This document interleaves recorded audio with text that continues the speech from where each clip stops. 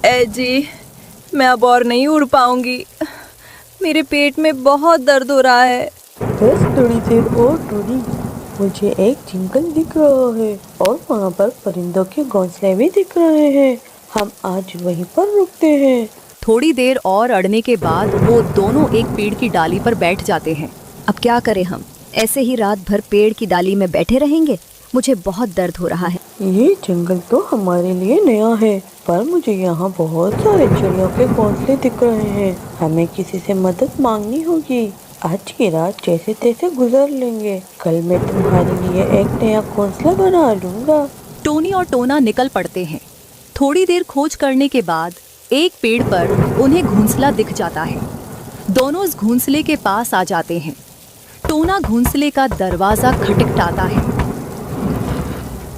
अरे तुम दोनों कौन हो? क्या मैं तुम दोनों को जानता हूँ? कबूतर भाई, मैं टूना हूँ और ये मेरी पत्नी टूनी है। हम बहुत दूर से उड़कर आए हैं। हमारे जंगल में बहुत बड़ा तूफान आ गया था और हमारा घोंसला टूट गया। हम जैसे तैसे करके जान बचाकर यहाँ आए हैं। मेरी पत्नी पेट से है और बहुत जल्द अंडे देने वाली है। क्या हम आज रात आपके घोंसले में रुक सकते हैं? हाँ हाँ, क्यों नहीं। तुम दोनों अंदर आ जाओ। वो दोनों अंदर जाने ही वाले होते हैं, तभी उन्हें कबूतरी रोक लेती है। अरे रको, तुम दोनों अंदर नहीं आ सकते। क्या जी, आप ऐसे ही किसी भी एरे गहरे को अंदर आने देंगे? ये तुम क्या कह रही हो कबूतरी? ये दोनों मुसीबत में हैं। हमें इनकी मदद करनी चाहिए। अगर ये दोनों मुसीबत में हैं, तो ये उनकी परेशानी है, ना कि हमारी। एक तो घर पर रहने के लिए जगह नहीं है और ना ही खाने का अनाज। अगर उन्हें घर में जगह देंगे तो हम मुसीबत में आ जाएंगे। इतना बोलकर कबूतरी घर का दरवाजा लगा देती है। टोना जी, अब हम क्या करें? दोनों वहां से निकल पड़ते हैं।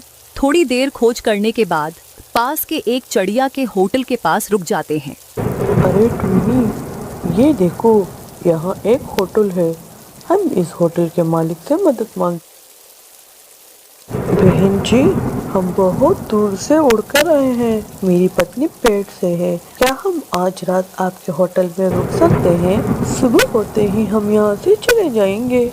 अच्छा अच्छा, ठीक है। मुझे तुम्हारी यहाँ बीते सुनने की कोई जरूरत नहीं है। तुम जितना दिन रहना चाहते हो यहाँ रह सकते हो, पर तुम्हें एक दिन के बदले अनाज की एक पोटली देनी पड़ेगी।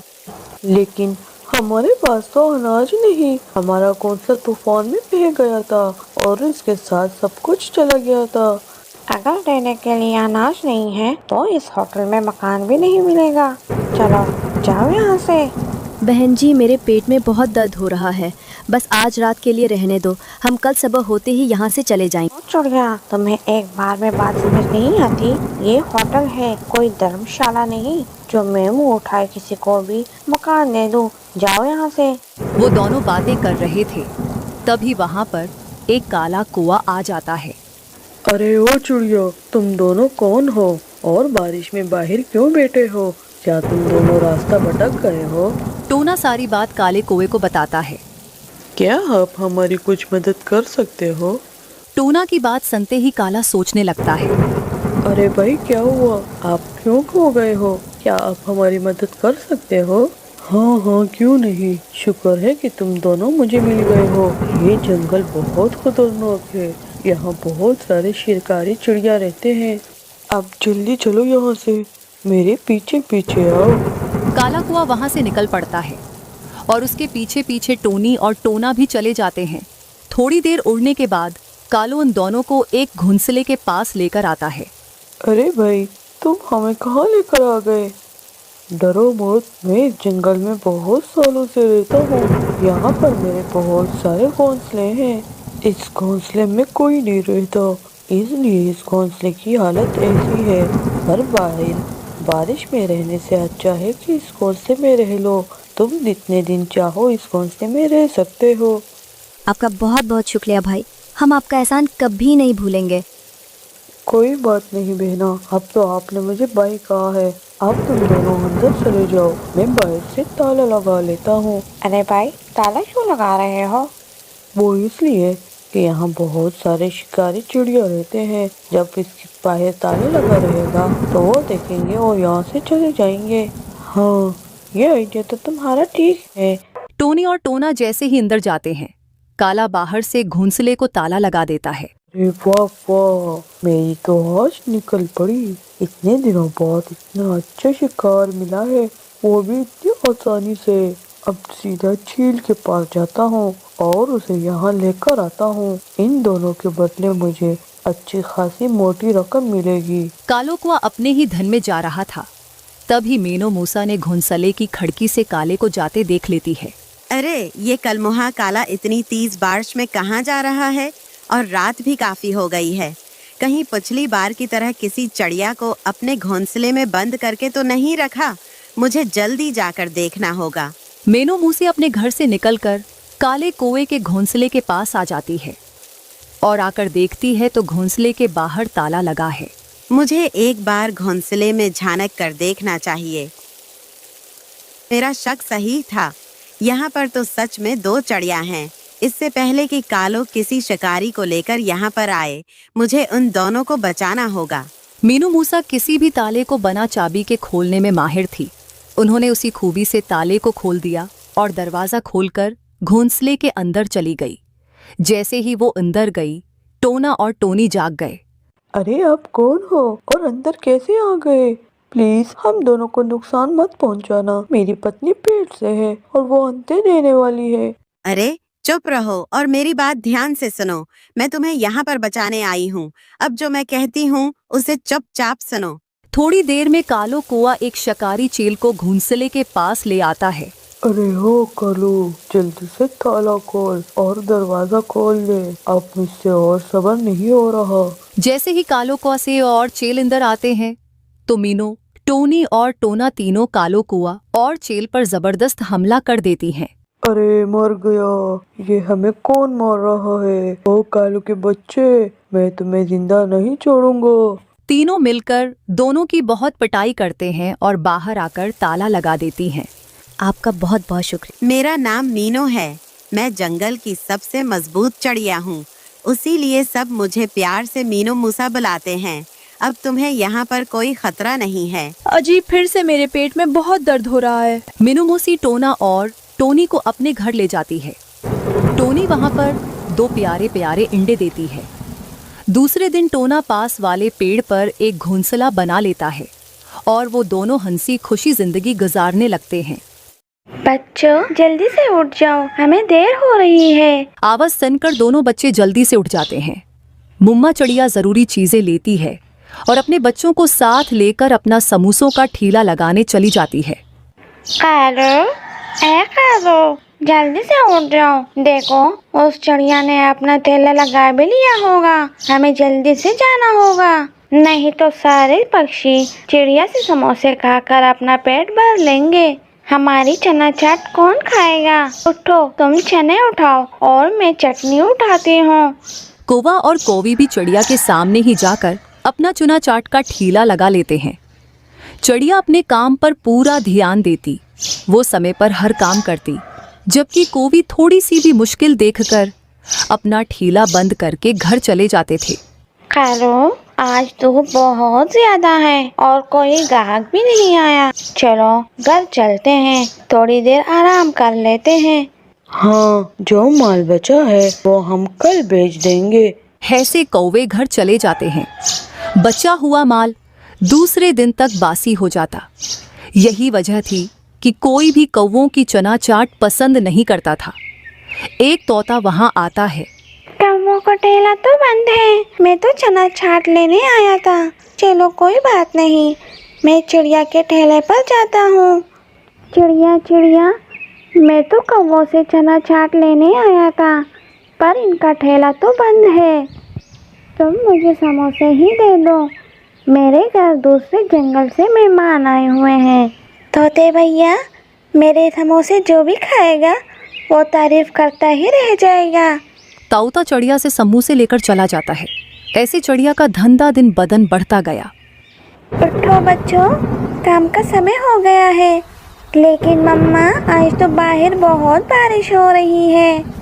बेटा, इतनी भी तेज बारिश नहीं, कि हम काम से छुट्टी ही कर लें। आप मेरा ये छाता उठा लो और चलो मेरे साथ। मामा चिड़िया तो बारिश में भी अपना ठेला खोलती है। गौरी उठो, चना चाट कल से पड़ी हुई है, खराब हो जाएगी। खराब होती है तो होने दो, इस बारिश में तो मैं काम पर नहीं जाने वाली। नुकसान हो जाएगा अगर चना चाट खराब हो गई तो। कोई बात नहीं, हम छील चाची की दुकान से उधार ले आएंगे और कल दोबारा चना चाट बना लेंगे। कौवी सो जाती है और कौवा भी अपनी पत्नी को देखकर सो जाता है। इधर बारिश के ठंडे ठंडे मौसम में चिड़िया के खूब समोसे बकते हैं। सामने कौवों की दुकान पर कबूतर आता है।